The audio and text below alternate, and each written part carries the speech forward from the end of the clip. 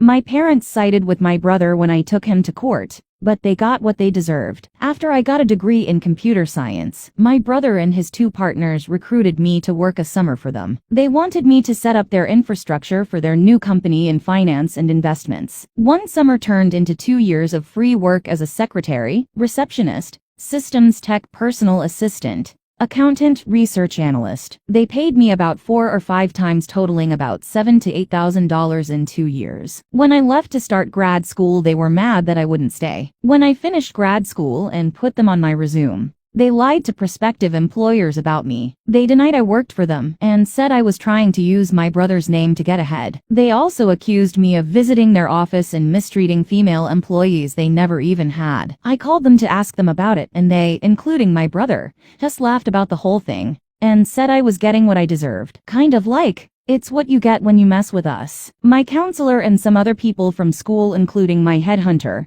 helped me get a job, but I had to sue my brother and his partners for slander and other things. My brother called me to laugh about the lawsuit when they got served, but now they're scared, and my brother has my dad pressuring me to drop the lawsuit and just sit down with them both to work something out. My dad called this just a little big brother bullying little brother nonsense and demanded I drop the lawsuit. He and my mom uninvited me to Thanksgiving at their house, but my mom pretty much tried to stay out of it. I could tell this was hard for her. There's very little to update legally in terms of the lawsuit, but I had a laptop that contained lists of clients that my brother and his partners stole from their respective employers before they left to start the company. I didn't want to turn those files over to my attorney, cause things are bad enough for them already. My girlfriend had a different opinion. She wants me to just absolutely let them have it and crush them. I called my attorney and told them I had the files and dropped them off at his firm on the 9th. On the 10th, I got a call from his firm saying that my attorney needed to see me that very day. I went in and he said that the files would be turned over to the U.S. Attorney's Office, so it's out of our hands now. But he really wanted to talk to me about my parents. He spoke to my dad and basically said that my dad is a world-class horrible person. He's going to subpoena both my parents to testify at a deposition and probably at trial if we make it that far. He wanted me to prepare myself for what they might say about me. He made it clear there is no turning back now. I didn't pay anything for my attorney to take the case, so his firm is very financially invested in this now. Basically, they're calling the shots now. I think my attorney thinks I'm weak or that I'll want to back off or take it easy on them. He actually told me that he knows my family would weaken me. I think he underestimates me. Anyway, he told me to just brace myself for the heat my dad will bring on me. I told him I had 2 older sisters on my side, and my mother was pretty neutral. He assured me that my mother is absolutely not neutral, so he just told me to prepare for anything. So I got phone calls from my 2 sisters who both live about 300 miles away. They were disgusted with my dad and my brother's behavior,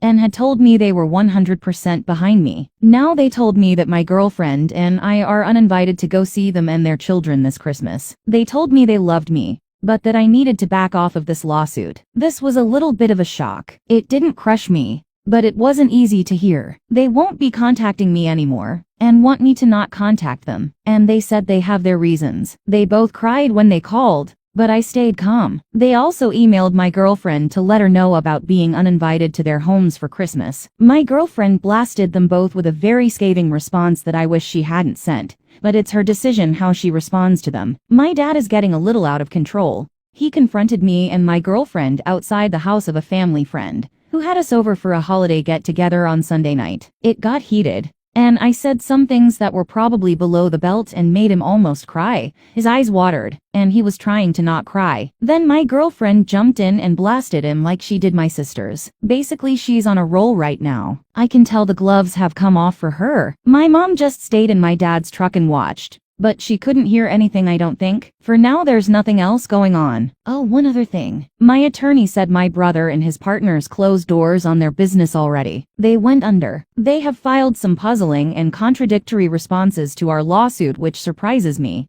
because my brother is smarter than that, usually. They have now changed attorneys and retained a reputable firm. The first thing the new attorneys did is ask what it would take to settle. My attorney says their new attorneys are smart. They know it will be a bloodbath in court. I guess I'll just have to wait and see where it goes from here. But some of you commented from experience that the blowback from legal battles like this tears families apart for decades sometimes. I can see how this can happen and probably will. Edit. Some of you are asking about why my sisters changed their minds. I know now that my dad helped them both buy their respective houses. They both still owe him a lot of money for that. My best guess is he used that and maybe other things to coerce them into taking his side. I lived with my parents rent-free for the 2 years I was helping my brother. That's why my dad feels as though he should have more of a say in this. He doesn't see it as just me making a sacrifice to help my brother start his company. He sees it as the whole family making a sacrifice. So he thinks I owe him as much as my brother owes me. I didn't make any extra money.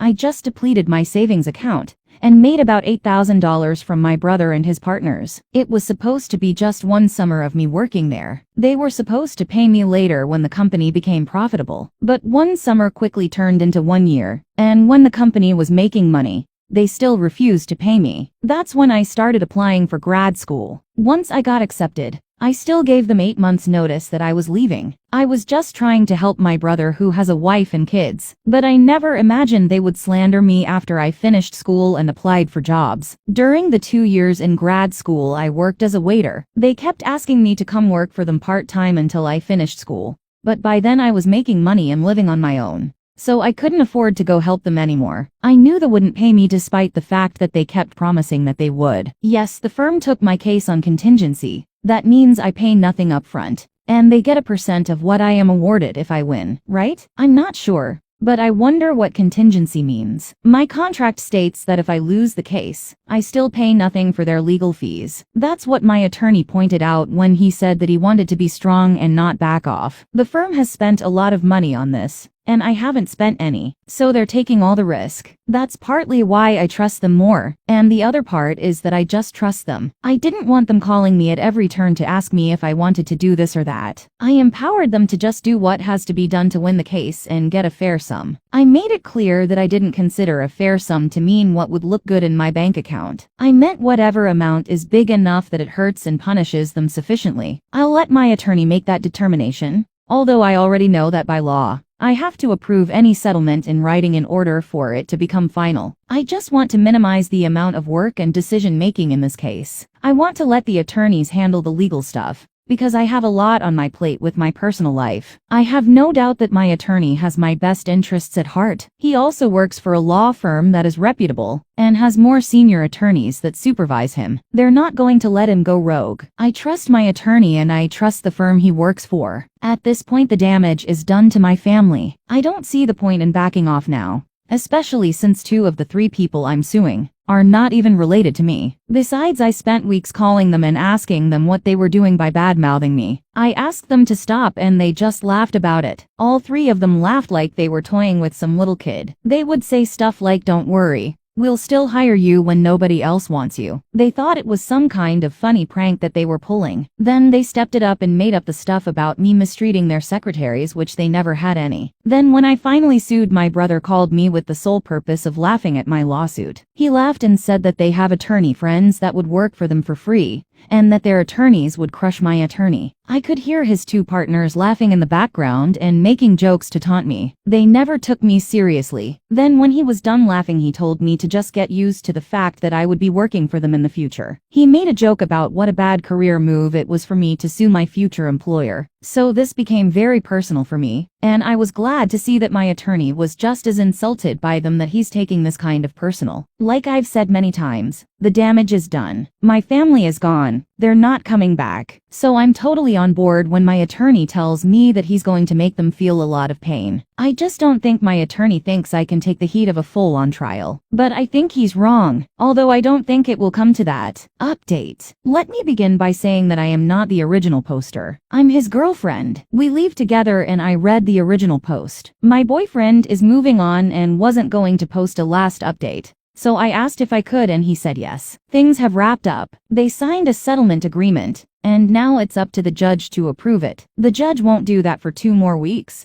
but apparently it's a formality. It's a sure thing he'll approve it, is what the attorneys say anyway. As far as the settlement, I can't really disclose much, but I can say that it's close to what my boyfriend was suing for in terms of money figure. They had transferred their houses to their wives' names, which are in the process of being sold to pay off the settlement. The settlement included a written apology and complete admission of guilt from all three of the defendants. They also have to write apology letters and retractions to all the employers that refused to hire my boyfriend, based on them slandering him. I think there were 4 companies in all. All 3 of them had their license taken away and will never work as financial advisors again in any state apparently. They also will face a criminal investigation due to some forged signatures on some of the deals they made, which will lead to conviction, but probably no jail time according to the experts. Financially, they are beyond ruin, which is what I thought they deserved the whole time. I know my boyfriend regrets this whole thing, and I understand that. It's still his family and they were close at some point. I think he's better off without them anyway.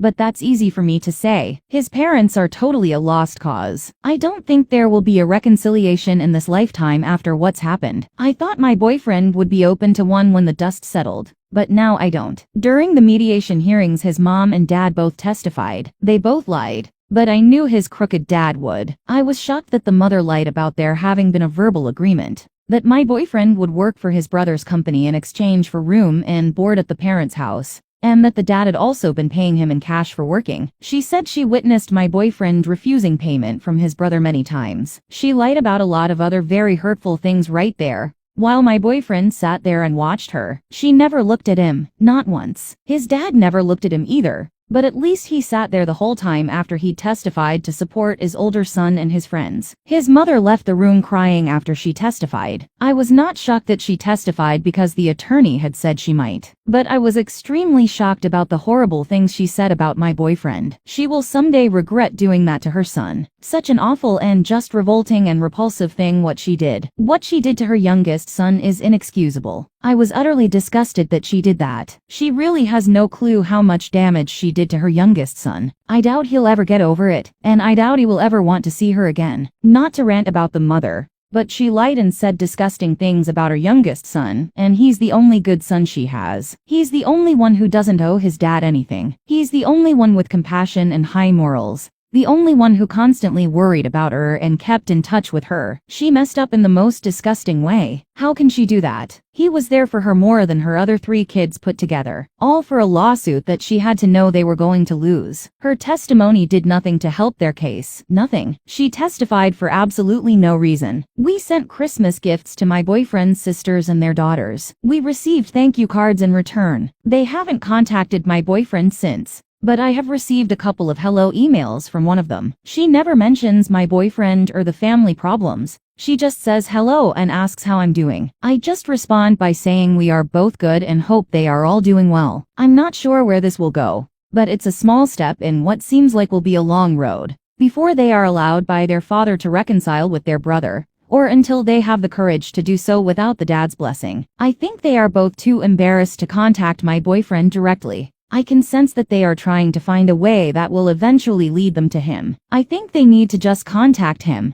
but that's not my decision. I keep looking at this from my perspective, and my family is really close, so it's hard to watch what's going on with his family. I just think, why do you do this to each other? But that's just how it is. Just to be clear, I knew very early on that my boyfriend's parents were toxic. I initially just wanted him to cut all ties with them, with the way they sided with the older brother. Knowing how he tried to destroy his own little brother's career told me a lot. I wished back then that my boyfriend would just disown them, but I knew that was unrealistic at the time. I knew I was emotional, and I backed off when I saw how stressed my boyfriend was. But things escalated and escalated, and now I think my boyfriend's mom has dealt a death blow to any chance of reconciliation. I'm not just saying that because I'm against it. I'm not for it, and I'm disgusted with her. But I can see the damage she did up close. I'm afraid he may never forgive her. She just went overboard in such a horrible way.